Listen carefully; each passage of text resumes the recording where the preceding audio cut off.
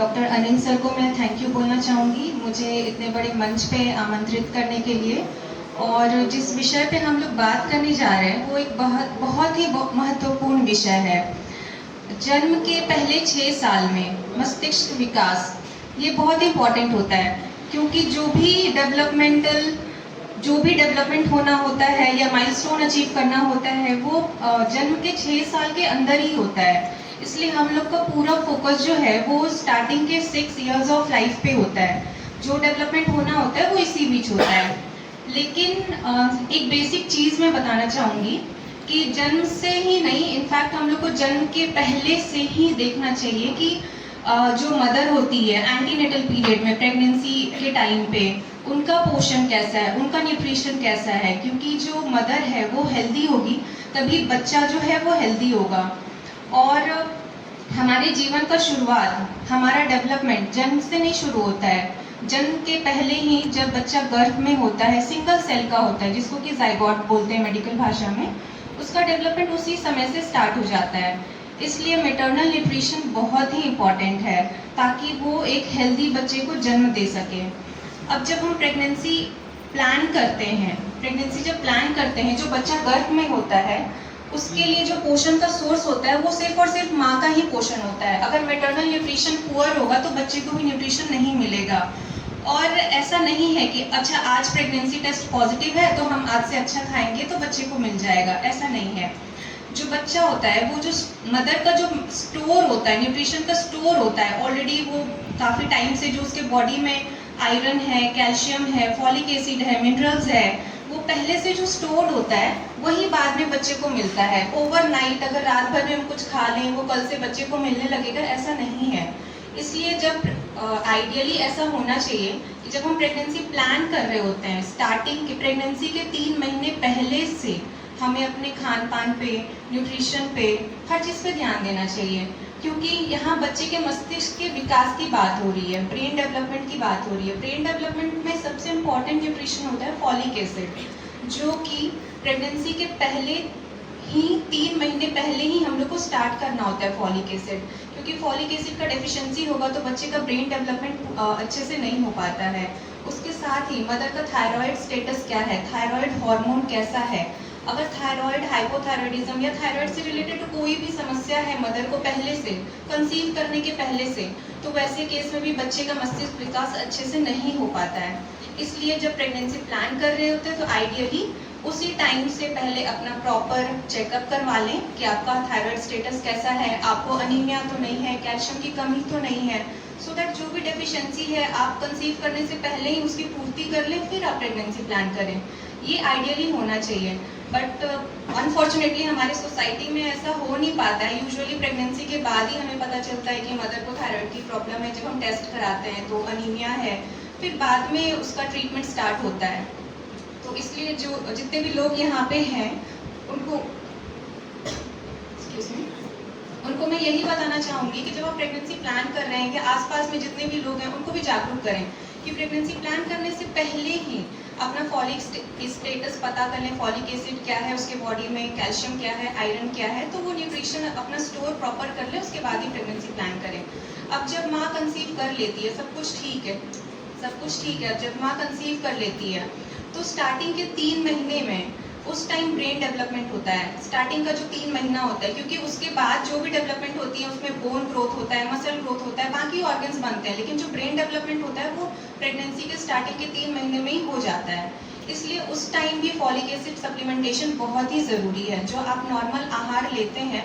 और एक चीज़ है बैलेंस डाइट, इस पे भी मैं बताना चाहूँगी कि लोगों को पता नहीं होता। यूजुअली डॉक्टर्स बताते हैं कि 50% जो है आपके खाने का 100% में से 50% जो होता है that should be vegetables, fruits, जो भी ग्रीन लीफी वेजिटेबल्स होते हैं, हरी पत्तेदार सब्जियां, फल, फ्रूट, 50% उसका बना होना चाहिए। रेस्ट जो 25% होता है उसमें carbohydrate in the form of चावल, रोटी, और बचा हुआ 25% उसमें प्रोटीन वाली चीज़ें जैसे दाल, या फिर अगर कोई नॉन वेजिटेरियन है तो अंडा, मछली, ऐसी चीज़ें। पर ये आम भाषा में लोगों के लिए मुश्किल है ना कि 50%, 25% ऐसे हम कैसे डिसाइड करें, तो वो उनको समझ नहीं आता कि हम कैसे अपना ये पूर्ति करें। तो इसको ऐसे थाली सिस्टम से समझिए, एक थाली होता है, थाली का आप आधा भाग जो होता है उसमें आप हरी पत्तेदार सब्जियां, फल या फिर जो भी सीजनल सलाद अवेलेबल है वो आप ले सकते हैं। ज़रूरी नहीं है कि आप महंगी सब्जियां या फल ही खाएं, जो भी सीजन में उपलब्ध है सस्ती सब्जियां आपके लोकेलिटी में आप वो ले सकते हैं। वो आपके थाली का आधा भाग में उतना चीज़ होना चाहिए, वेजिटेबल्स, फ्रूट्स एंड सलाद। और फिर रेस्ट का जो 50% बच जाता है, आधा थाली बच जाता है, उसको भी फर्दर 2 भाग में बांट लीजिए आप। उसके आधे भाग में मतलब 25% में 1 कटोरी चावल, मीडियम साइज कटोरा में या तो आप चावल लीजिए या रोटी ले सकते हैं, वट एवर यू लाइक। और रेस्ट जो 25% है उसमें 1 कटोरा दाल, अगर आप नॉन वेजिटेरियन है तो फिश ले सकते हैं, एग ले सकते हैं, प्रोटीन के लिए आप पनीर ले सकते हैं, मिल्क प्रोडक्ट्स ले सकते हैं। तो ये आपकी थाली का कॉन्स्टिट्यूशन होना चाहिए, ऐसे बना होना चाहिए आपका थाली, तभी इसको बैलेंस डाइट बोलते हैं। ये सिर्फ गर्भवती महिलाओं के लिए ही नहीं है, ये जनरल पॉपुलेशन के लिए भी यही प्रिंसिपल है। 50% should be fruits and vegetables and 25% should be carbohydrate and rest 25% should be proteins। तो आपको इसी प्रोपोर्शन में अपना डाइट लेना होता है। ये तो यही प्रेगनेंसी में भी फॉलो करते हैं हम लोग, लेकिन प्रेगनेंसी एक ऐसा स्टेट है जिसमें डिमांड बढ़ जाता है। आप जो भी लेते हैं उसका हर चीज़ आपको डबल करके लेना पड़ेगा, क्योंकि फीटस जो है, जो बच्चा है, वो टोटली माँ पे डिपेंडेंट होता है न्यूट्रिशन के लिए। इसलिए प्रेगनेंसी में आप हर चीज़ आपको बढ़ानी पड़ती है और वो फूड के थ्रू पूरा नहीं हो पाता है, नॉर्मल जो खाना होता है उससे पूरा नहीं हो पाता है, इसलिए हम लोग सप्लीमेंट्स देते हैं। इसलिए जब भी प्रेगनेंसी कंसीव करें तो डॉक्टर से ज़रूर मिलें, क्योंकि उसके अकॉर्डिंग आपको सप्लीमेंट्स दिया जाता है, सो दैट आपकी भी पूर्ति हो और बच्चे को भी पूरा न्यूट्रिशन मिले। नहीं तो अगर उस टाइम ये चीज़ नहीं मेंटेन करेंगे, न्यूट्रिशन नहीं मेंटेन करेंगे, तो डेवलपमेंटल डिले, ब्रेन का डेवलपमेंट उसी टाइम हैम्पर हो जाएगा, फिर आगे हम कुछ नहीं कर सकते। अगर उस टाइम ब्रेन एक बार बन गया, एनाटॉमिकल जो भी उसका स्ट्रक्चर है बनना वो बन गया, तो फिर आगे फिर कुछ चेंजेस नहीं कर सकते हैं उसमें। इसलिए उसी time folic acid, iron, calcium जो भी डेफिशिएंसी है उस टाइम हम लोग पूरा करते हैं। ये तो हो गया फर्स्ट ट्राइमेस्टर, मतलब स्टार्टिंग के 3 महीने में। और रेस्ट ऑफ द प्रेगनेंसी में बैलेंस डाइट वैसे ही लेना है। उसके अलावा कैल्शियम और आयरन वो इंक्लूड करना है। कैल्शियम और आयरन भी जब आप डॉक्टर के पास जाएंगे तो आपको लिखे जाते हैं, कई आयरन मिलता है या मिनरल्स मिलता है, वो सब नहीं मिल पाता है। जो भी हम खाते हैं वो वॉर्म्स के पास चला जाता है। तो डीप वार्मिंग बहुत ज़रूरी है। इसके लिए भी गवर्नमेंट एवरी 6 मंथ, हर 6 महीने पे एल्बेंडाजोल का डिस्ट्रीब्यूशन करती है, वो भी आशा, आंगनबाड़ी, इवन स्कूल्स के थ्रू भी मिलता है शायद। तो वो भी आपको प्रॉपर ध्यान रखना है। डीप वार्मिंग होना भी बहुत ज़रूरी है, नहीं तो आप जो भी न्यूट्रिशन लेंगे वो नहीं मिलता है आपके बॉडी को। तो जो भी किशोरावस्था में जो लड़कियां हैं उनको भी ध्यान देना है कि उनकी डीप वार्मिंग हो, उनका आयरन स्टेटस अच्छा हो, कैल्शियम स्टेटस अच्छा हो। ये हो गई प्रेगनेंसी की बात। प्रेगनेंसी के बाद जब बच्चा जन्म लेता है, पहला दिन जो होता है उसका, तो सबसे इम्पॉर्टेंट होता है ब्रेस्ट फीडिंग। चाहे नॉर्मल डिलीवरी हो चाहे सिजेरियन हो, कोई भी मोड ऑफ डिलीवरी हो, ब्रेस्ट फीड कराना है as soon as possible. Mother जितनी जल्दी कंफर्टेबल फील करती है, आप तुरंत ही ब्रेस्ट फीड स्टार्ट कर सकते हैं, इनिशिएट कर सकते हैं। और ब्रेस्ट फीडिंग बहुत ज़रूरी होता है। इसके फ़ायदे मैं भी बताऊंगी कि ब्रेस्ट फीडिंग पे इतना एम्फेसिस क्यों दिया जाता है। और ऐसा बोला जाता है कि स्टार्टिंग का जो 6 महीना होता है, बच्चे का स्टार्टिंग का जो 6 मंथ्स होता है, उस टाइम एक्सक्लूसिव ब्रेस्ट फीडिंग करना चाहिए। सिर्फ और सिर्फ माँ का दूध ही पिलाना है स्टार्टिंग के 6 महीने में, कुछ और ज़रूरत नहीं होती है बच्चे को।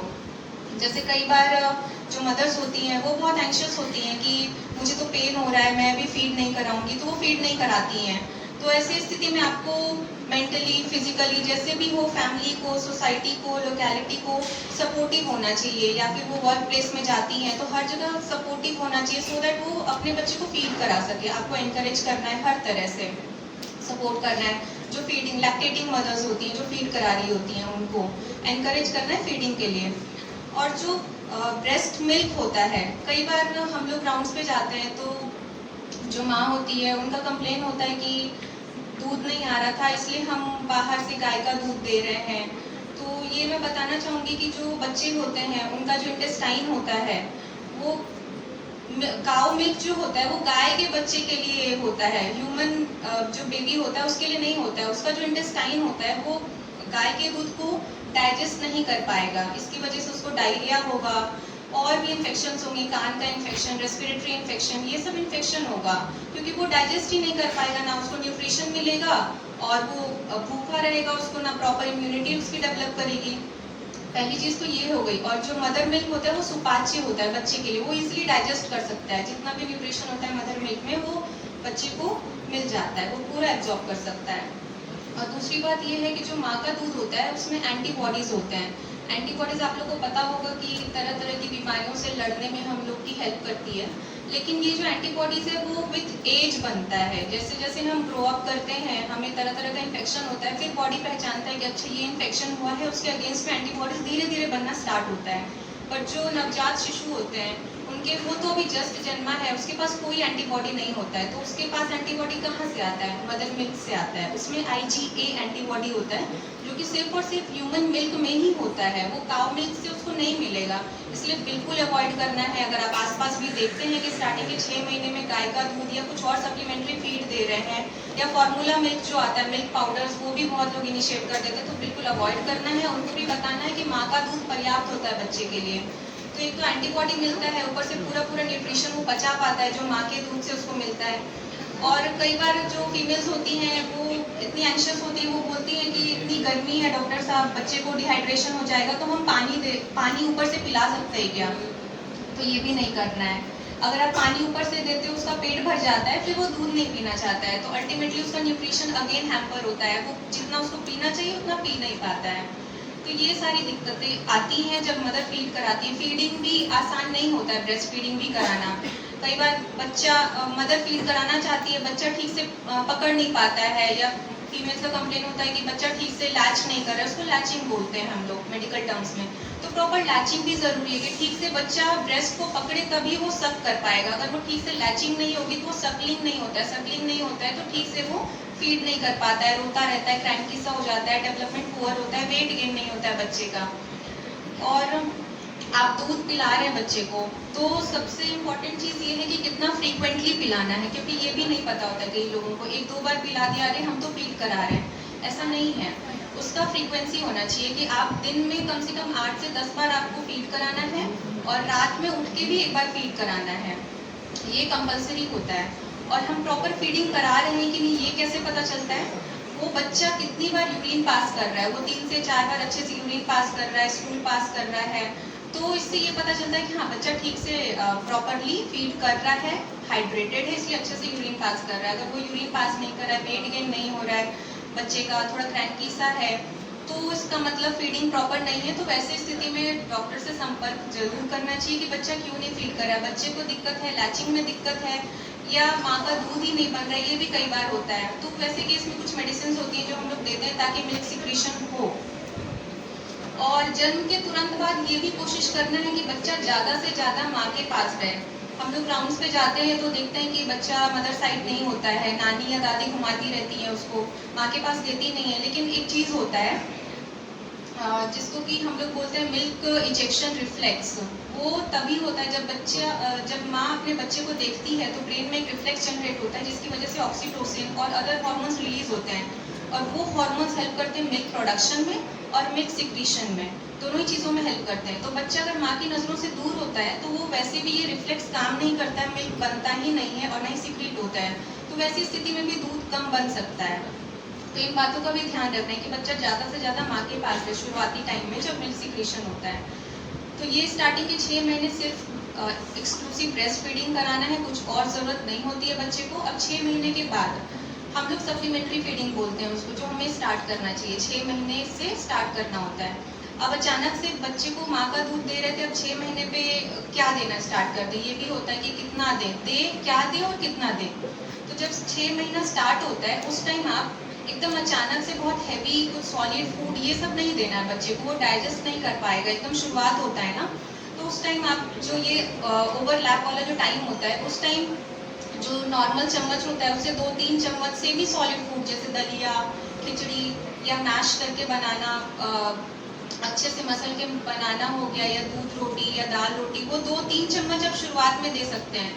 जब धीरे धीरे वो टॉलरेट करने लगता है, 6 महीने से 7 महीने हो गए, फिर 8 महीने हो गए, तो आप धीरे धीरे पोर्शन बढ़ा सकते हैं उसका, आधा कप दे रहे हैं फिर 1 कप कर दिया उसको, फिर 1.5 कप कर दिया, या दिन में 2-3 बार दे रहे थे तो 3-4 बार कर दिया, 5 बार कर दिया।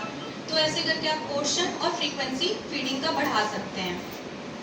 अब ये ऐसा बोलते हैं कि जो 1000 डेज होता है, मतलब 1000 डेज ऑफ लाइफ जो होता है वो सबसे इम्पोर्टेंट होता है ब्रेन डेवलपमेंट के लिए।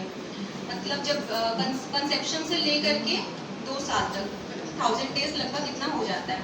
तो 2 साल तक ये न्यूट्रिशन का प्रॉपर ध्यान रखना होता है, क्योंकि जो भी बनना होता है उस टाइम बन जाता है। अब एनाटॉमिकल स्ट्रक्चर तो बन गया, अब आगे 2 साल के बाद जो हम लोग देखते हैं वो फंक्शनल डेवलपमेंट पे मेनली ध्यान देते हैं कि ब्रेन तो बन गया, अब उसको यूटिलाइज कैसे करना है बच्चे का। तो फंक्शनल डेवलपमेंट पे ध्यान देने के लिए हम लोग को सबसे इम्पोर्टेंट होता है कि फीड पोषण तो हम लोग जो दे रहे हैं सो तो देना ही है। एक्टिव लाइफस्टाइल होना चाहिए बच्चे का, मतलब दिन भर में कम से कम 1 घंटा वो कुछ एक्टिवली कर रहा है, खेल रहा है या कोई भी एक्टिविटीज में इन्वॉल्व है, गेम्स खेल रहा है या कुछ भी दौड़ रहा है, भाग रहा है, तो कम से कम 1 घंटे 1.5 घंटे का होना चाहिए। ये भी हम लोग को ध्यान रखना चाहिए। आजकल जो बच्चे होते हैं, जो पेरेंट्स होते हैं, वो फ़ोन पकड़ा देते हैं, जो स्क्रीन टाइम वो पूरा टाइम स्क्रीन पे बिताता रहता है, तो बचपन से सेडेंटरी लाइफ होता जाता है इन बच्चों का, वेट गेन होता जाता है, लेकिन वो जो आप कैलोरीज दे रहे हो वो यूटिलाइज नहीं हो पाता है, वो जमा होता जाता है बॉडी में। फिर क्या होता है, वेट गेन हो गया, फिर ओवर वेट गेन हो जाता है, फिर ओबेसिटी हो जाती है। ओबेसिटी की वजह से फिर और दुनिया प्रकार की बीमारियां जैसे हाइपरटेंशन, डायबिटीज़, ये सारी दिक्कत शुरू हो जाती है। तो एक्टिव लाइफस्टाइल आपको बचपन से ही बच्चों में इनिशिएट करना है कि वो उतना ही एक्टिवली गेम्स में भी पार्टिसिपेट करें। जब स्कूलिंग स्टार्ट होती है बच्चों की, तो हमें ये रुकना नहीं चाहिए कि गेम्स नहीं खेलना है, बस स्टडीज़ पे फोकस या फ़ोन चला रहे हैं, तो ये सब चीज़ों को अवॉइड करना है। स्पोर्ट्स में, गेम्स में अगर बच्चा एक्टिव है तो आपको उसके लिए भी एनकरेज करना है। डांसिंग, स्विमिंग, कुछ भी हो सकता है, साइकिलिंग, ज़रूरी नहीं है कि कुछ गेम्स ही खेल रहा है, वो किसी भी फॉर्म में एक्टिविटी हो सकती है। तो 1-1.5 घंटे का मॉडरेट एक्टिविटी वाला उसका कुछ ना कुछ एक्टिविटी होना चाहिए। और जो हम लोग और ये भी हम लोग को कोशिश करना चाहिए, बच्चे के आसपास का जो एनवायरनमेंट होता है, ये स्टार्ट 2 साल के बाद, ये सारी चीज़ें हमें 2 साल के बाद ध्यान देनी होती है, क्योंकि इसके बाद जो होता है वो बच्चा देखने लगता है, सीखने लगता है, वही अपने लाइफ में इनकलकेट करना स्टार्ट कर देता है। तो जो हम करते हैं, जो देखते हैं वही वो लर्न करता है बच्चा। तो उस टाइम आपको बहुत ज़्यादा केयरफुल होना होता है कि आपका लाइफस्टाइल कैसा है, वो उसी से लर्न करता है। तो ऐसा नहीं कि आप अगर स्क्रीन टाइम फ़ोन चला रहे तो बच्चा खुद से एक्टिव रहेगा, वैसा नहीं है। आपको भी इन्वॉल्व होना पड़ता है, फन एक्टिविटीज़, गेम्स, आपको इन्वॉल्व होना पड़ता है, बच्चों के साथ गेम्स खेलना पड़ता है, सो दैट वो उन चीज़ों को उसको लगे कि नहीं, नॉर्मल हेल्दी लाइफस्टाइल ये है, और वो उसको शुरू से ही अपनाता है। अचानक से बाद में जाके ये सारी चीज़ें नहीं होती है। तो ऐसी एक्टिविटीज़, फन गेम्स इंक्लूड करना होता है लाइफस्टाइल में। और बच्चे के आसपास का जो एनवायरनमेंट होता है वो भी हम लोग को कोशिश करना चाहिए कि पीसफुल रहे, ताकि एक होता है फिजिकल ट्रॉमा, दूसरा होता है मेंटल ट्रॉमा। अगर घर का एनवायरनमेंट सही नहीं होता तो बच्चों को मेंटल ट्रॉमा होता है। वो उस ट्रॉमा की वजह से उनका जो पोटेंशियल होता है, ब्रेन का डेवलपमेंट जितना वो यूज़ कर सकता है पढ़ाई में, गेम्स में, स्पोर्ट्स में, वो कर नहीं पाता है, क्योंकि वो मेंटल ट्रॉमा में होता है। और बच्चे बता भी नहीं पाते खुल के कि उनको दिक्कत क्या है। तो इन सब बातों का भी आपको ध्यान रखना है कि बच्चा एक्टिवली इन्वॉल्व हो रहा है कि नहीं, स्कूल में फ्रेंड से इंटरेक्ट कर रहा है कि नहीं। तो एक्टिविटीज़ भी 60 to 90 मिनट्स का मॉडरेट एक्टिविटी होना चाहिए उनकी लाइफस्टाइल में। और एक और चीज़ मैं कहना चाहूँगी कि कई बार ऐसा होता है कि पोषण के नाम पे जब डॉक्टर के पास आप जाते हैं तो आपको मिनरल्स, प्रोटीन पाउडर, ये सब बहुत महंगी सप्लीमेंट्स आपको लिख दी जाती हैं। तो ज़रूरी नहीं है कि उनके थ्रू ही आपका सप्लीमेंट पूरा होगा। आप नॉर्मल जो सीजनल वेजिटेबल्स जो आपके आसपास में अवेलेबल है, आप वो भी खा सकते हैं, उससे भी अपना पोषण पूरा कर सकते हैं। मैं तो यही कहना चाहूँगी, और फिर से सर को धन्यवाद देना चाहूँगी इतने बड़े मंच पे आमंत्रित करने के लिए। और आप लोग का कोई क्वेश्चन है तो आप पूछ सकते हैं, और आशा करती हूँ कि जो भी मैंने आज बताया वो आप लोग अपने तक सीमित नहीं रखेंगे, जाके सोसाइटी में, आसपास के लोगों में, या जो भी प्रेग्नेंट फीमेल्स हैं या जो प्लान कर रही हैं प्रेगनेंसी, आप उनको जाके बताएंगे कि एंटीनेटल केयर, एंटीनेटल चेकअप बहुत ही इम्पॉर्टेंट होता है। तो डॉक्टर से ज़रूर मिलें जब भी प्रेगनेंसी कंसीव करें, क्योंकि सिर्फ पोषण ही नहीं, और भी चीज़ें होती हैं जो प्रेगनेंसी में बहुत इंपॉर्टेंट होती है। मदर का बीपी, और या फिर कोई और डिजीज़ तो नहीं है। कई बार बहुत सारा जो डिजीज़ होता है वो पहले नहीं पता चलता, वो प्रेगनेंसी में ही पता चलता है। प्रेगनेंसी में एक्सेजरेट होने की वजह से प्रेगनेंसी में पता चलता है कि इसको जो डायबिटीज़ है या बीपी है। तो आप हमेशा ही जब भी प्रेगनेंसी प्लान कर रहे हैं या प्रेग्नेंट हो गए हैं तो आप डॉक्टर से ज़रूर बराबर करें, सो दैट आपका जो ऑप्टिमाइजेशन है वो टाइमली हो जाए और हेल्दी जो डिलीवरी हो, जो बच्चा हो वो हेल्दी हो।